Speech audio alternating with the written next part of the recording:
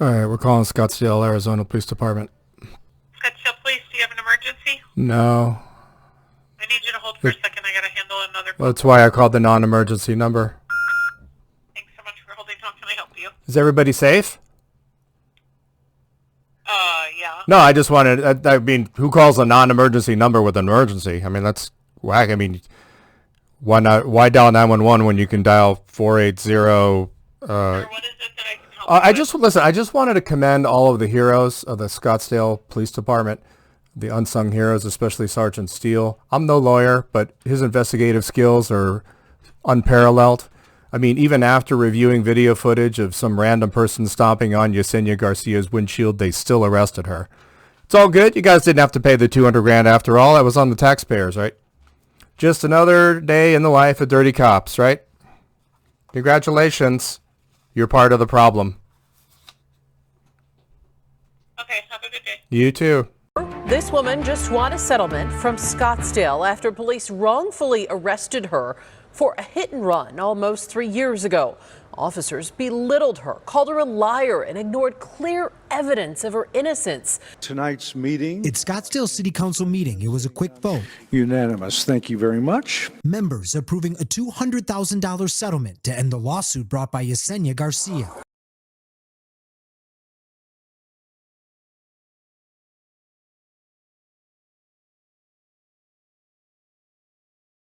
So here's a follow-up on a story you may or may not have seen from a couple years back.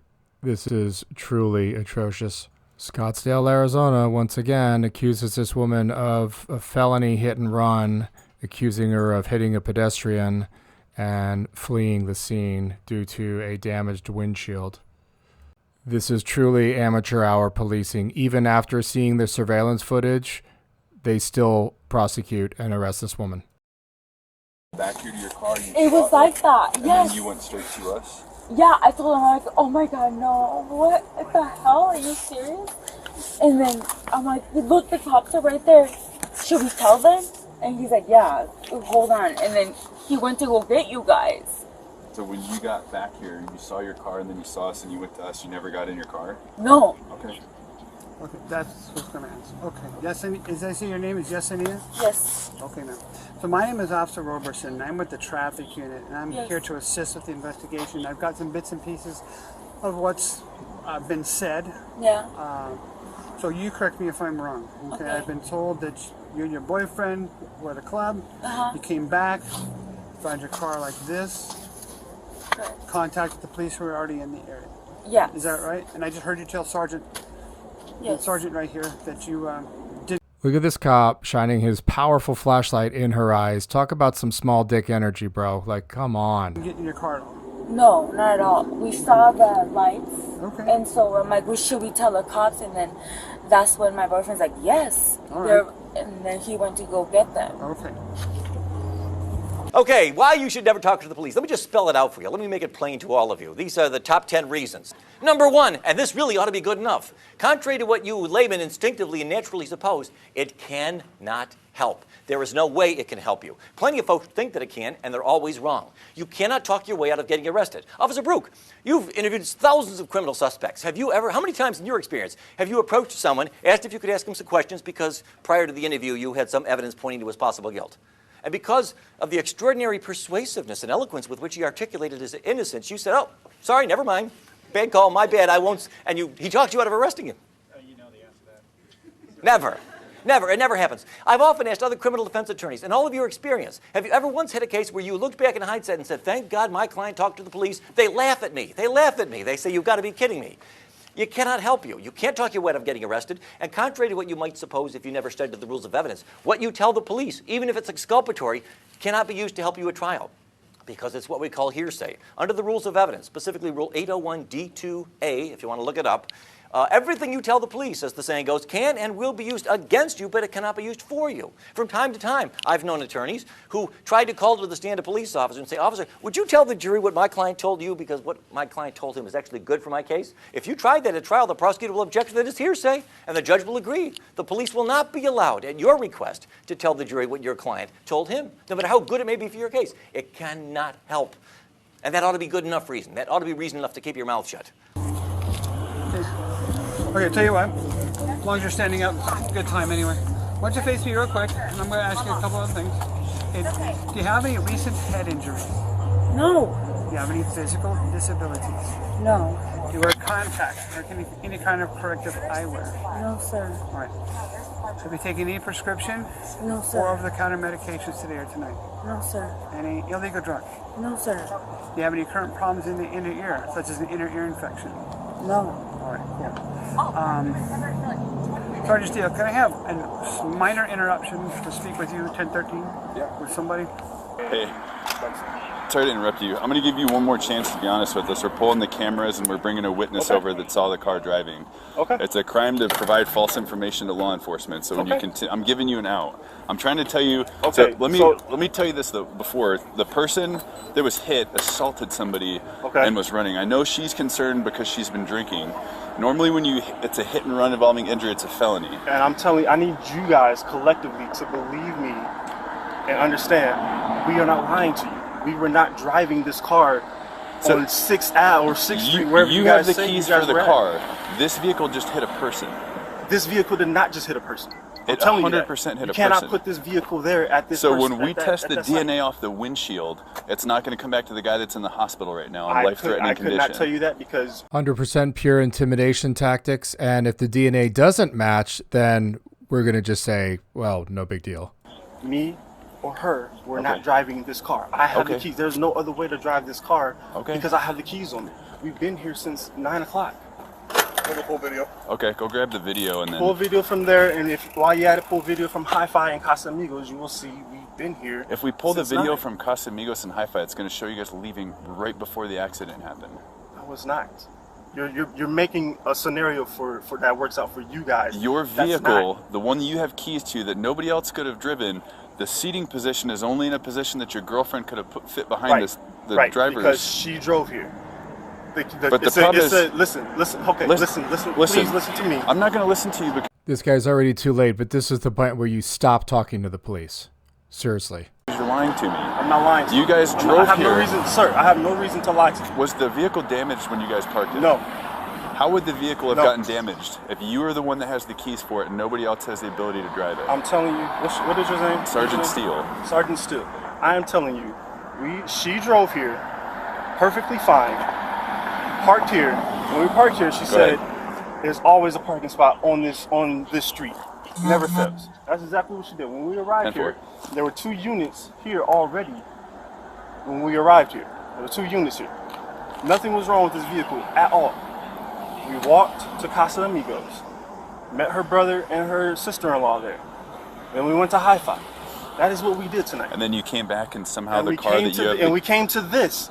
And that's why I came over to the officers that was over there on the bike, because I was thinking, okay, should I call 911? Then I saw the cops over there. I was like, oh. The problem is as you guys left, were involved in a collision, you panicked, you pulled over here. No, we did not. No, we did not. Okay. You cannot pin that. You're not pinning that on us, because that is not the truth. You're not listening to me. I'm listening to you. You're saying that this vehicle was involved. Listen, stop talking for a second. You're not listening to me. The person that was hit by the car was technically at fault because they're running from committing a crime. Okay. So if we can identify the owner and deal with that part of it, the seriousness of leaving the scene goes away a little bit because the person that was running was at fault. The person that's driving this car continues to lie to us. It makes us lean towards the felony part of it because they left a serious injury collision. Okay. All right, kids, I'm going to go off on a little bit of a stretch here, but not that big. What if an off-duty Phoenix area or Scottsdale police officer hit this pedestrian and fled the scene? Radios back to the station, and the cops use an off-duty or a plainclothes officer or just a friend to come and stomp on this woman's windshield so they can pin the collision on some random person. Comment below and let me know what you think of this scenario. So just before you listen, you're not hearing me because you're still coming back with this. Listen to me. And I'm going to summarize what you just said to me. Listen to me. You're saying that it lessens the offense of this car being in an incident because the person that got hit is running from a crime. They were at, That's what you just said. They were technically at fault. Here's where the cop goes fishing. Well, listen, that guy had just assaulted somebody and was running away when he got hit, so he was kind of the bad guy. So if you confess now... Okay. the driver committed a crime by leaving the scene. Okay. But it's common when somebody's scared. Okay. It's not. I'm not, and please, Officer Stick, understand. I'm not scared. I'm not trying to weasel my way out of anything. I'm not trying to weasel our way out of anything. I just want you to understand the whole circle of what happened. Okay. Because when we identify the driver, and she listen to me, and she continues to lie, and then you are not truthful. Just listen to me. You are putting yourself in. I already know she was driving. I'm not stupid. We have witnesses and we have cameras. The lie detector test determined that was a lie. I'm trying to help protect you guys now because now you're lying to us and she is lying to us. So you're telling me you refuse to believe us? Just business as usual, police lying. You're telling me I'm lying to you, yes. And I'm telling you the complete truth. I'm telling you, how am I lying to you? Tell me how I'm lying to you. This vehicle hit a pedestrian. No, it did not. No, it did not. And you wonder how you're lying to me. No, it did not. Okay, well, you were forewarned. What? I explained to you. Please, hold on. Tell me this. What time did a vehicle hit another pedestrian? About 15 minutes before we found you. We started driving. Let's stop interrupting me. Can you stop interrupting me? We started making right turns, which is common after somebody commits a crime. And as we made a right turn, we found the vehicle that was involved in it. Okay. 15 minutes after somebody was hit, we were literally walking over here. Okay. I'm not going to argue with you about the same thing. Just think about what I told you. Can I show you? Let me show you the transactions. Let me show you the transactions. I don't need to see the transactions. Why? Why? Because it validates my truth? No, there's evidence that you can't dispute. That's not evidence about anything. There's a person that hit the windshield. Nobody hit the windshield. Okay. This car. All right. I'm not going to argue with you, man. Okay, go ahead. Ma'am, can you stand up, please? We're going to walk over to my car now. You can wear your breath for the moment. Yeah, we're just going to walk down here real quick.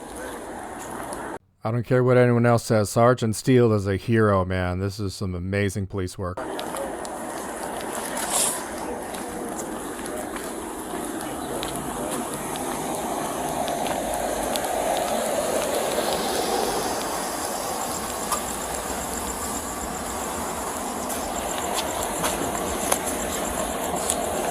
Have a convenience. Sorry, you don't put that stuff in there. Charging. So here's the situation. Okay, we're trying to find you. You've been placed under arrest at this time. You've been placed under arrest for a probable cause to believe that you're under the influence of an alcoholic beverage while operating a motor vehicle. You're also under arrest for the scene of an injury accident. There's probable cause to believe that that's the case, and if the state's unable to prove our case, then so be it, but for now you're being placed under arrest for those charges. You also have earlier mentioned a couple times about wanting to call a lawyer. Now you are in custody and not free to leave because you're in custody. Would you like to try to call an attorney? Okay, would you like to try to call an attorney when we get to the station? I'm sorry? Yes. Okay, so we're going to go 005 with the time of arrest as well as invocation. That's fine. Do you have your cell phone with you tonight? Wonderful. Okay, I'm going to briefly look at you a little bit here. I am recording on camera right now, so nothing inappropriate will happen to you the entire time you and I are together. What might be in the back pocket here?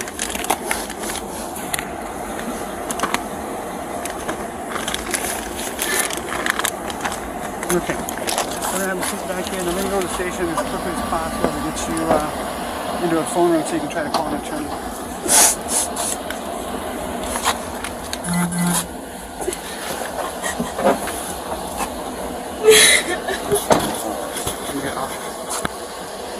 The karmic repercussions of these actions and the actions of police in general is just, it cannot be charted.